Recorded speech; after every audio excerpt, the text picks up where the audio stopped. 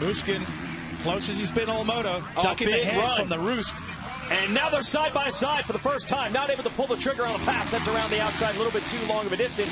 But that was the first time he was officially next to Tomac in this race. Totally different way to go through there from both of them. Crowd are getting into it. You feel like an attack's going to come anytime now. Back to the top we go. Tomac tries to get to the inside to prevent Musquin from getting him in the corner. Big decision maker as they jump downhill here. There's lines on the inside and outside of the bottom of the hill. Both are going to shade inside. Marvin barely got it into the corner in time. The Hight was kicking around on him. They are absolutely rushing it into every turn now as the clock is set to expire. Next time around, it'll be 2 laps to go, so it's 3 left here at High Point. Past the mechanics area. Musquin trying to set Tomac up.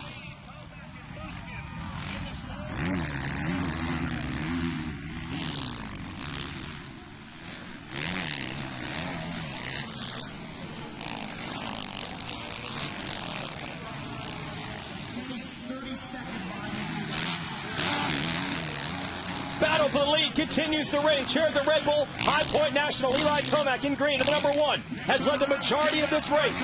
Marvin Musquin has been applying serious pressure from second. This is about as close as they have been since the opening lap. Frenchman keeps closing for the number 2 position. But Tomac has not made the big mistake to open the door for a pass yet.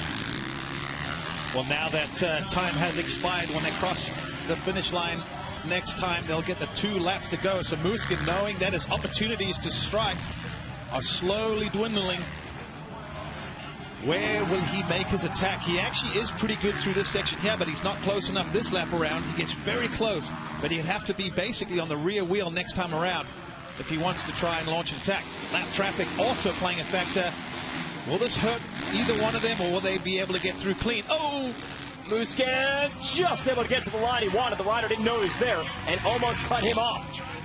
No one really gained or lost time as far as these leaders are through there. Certainly the lap riders got pushed out of the line they wanted, but that's what happens. They're basically passengers at this point when these two are pushing the pace this hard, this late in the game. It's going to be 2 to go as they rise and then drop back down. These guys are still doing 157. Everyone else is like 203, 204. Unbelievable. Unbelievable. They've pulled almost 50 seconds on Roxon, who's riding great. Here's the finish line jump. 2 laps to go. You see the car to the right side of your screen. Now the left side as we switch the angle. So here it is.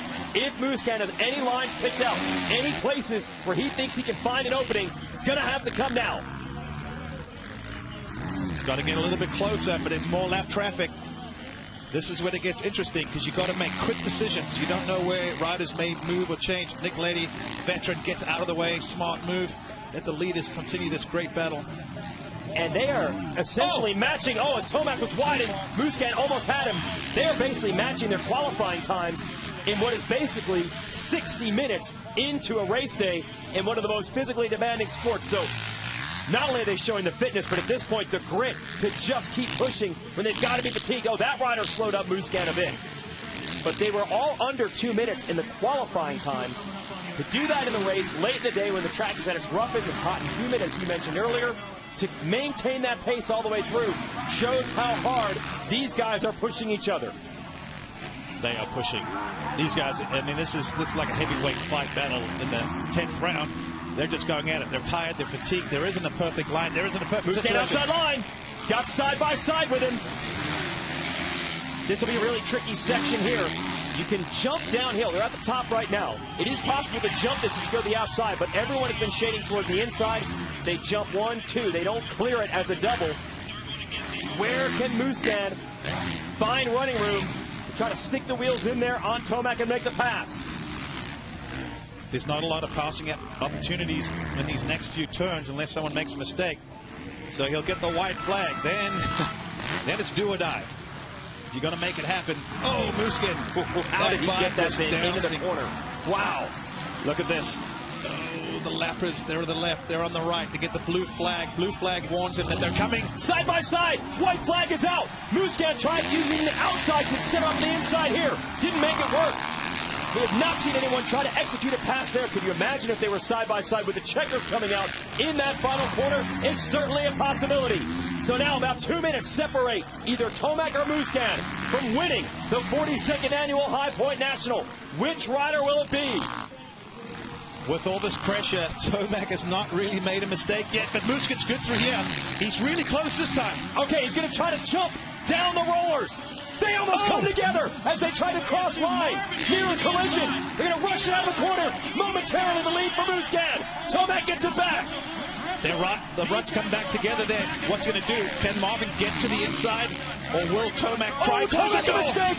Another one for Musquin as well. They're riding over the edge at this point. And again, they've got to be fatigued and tired as well. It's down to heart and determination. A great line to the inside by Musquin. Tomac powers out of the corner to hold the lead. Now, they're at the top. When they drop back down, this is where Musquin's been very fast on this straightaway. He's committed. He's got to go to the outside. Oh! Can he make the pass on the outside? No! Tomac holds the good line. That may have been it. That may have been what he needed. Can he make a pass? I got to think coming up this next section, maybe his last chance. A little mistake. Into the banners. Actually, Musquin into the banners, but he didn't lift at all. Stayed in the throttle. He knows he's got to be close. Only about 4 corners left at High Point. Absolute top speed at the top of this. Musquin wrestling to get the bike into the line that he wants. Big downhill section here. Oh, it's so tempting to rush it. You can make a big mistake. Marvin Musquin flying down this hill. He's got a new line a little bit further outside the Tomac. No. Here it is. Final corner coming up. They triple out. Tomac's going to hold it under extreme pressure. He wins the Red Bull High Point National.